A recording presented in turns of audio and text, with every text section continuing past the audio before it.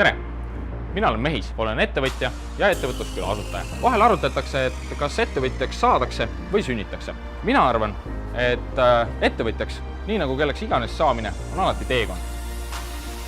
Minu teekond algas perekonnast, kus isa oli kultuuritöötaja ja ema õpetaja.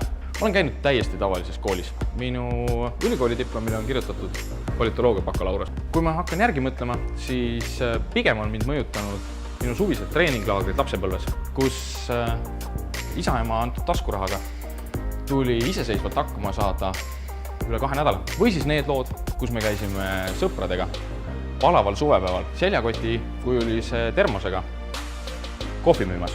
Seda selleks, et teenida raha välismaale võistlustele sõidus.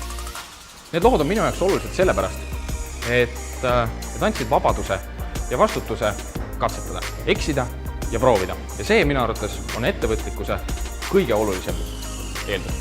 Selleks oleme Tartusse rajanud Eesti kõige vingema koolituskoha, mida me kutsume ettevõtlusküla äritänavaks, kus noored saavad ennast panna ettevõtjate rolli, et kogeda selle ameti võlusid ja valusid. Selles mängus võivad nad ise katsetada, proovida ja eksida. Ettevõtlusküla teekond on tänaseks 5 aasta pikkune.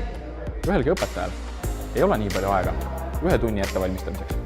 Ettevõtlusküla on loodud selleks, et tulla õpetajatele appi. Et lisaks matemaatikale, ajaloole, keemiale või füüsikale noored saaksid õppida ka seda, kuidas probleeme lahendada, kuidas omavahel suhelda või kuidas isikliku rahakotiga toime tulla. Seda on meil oma tulevases elus täpselt sama palju vaja. Ettevõtlikkus viib edasi.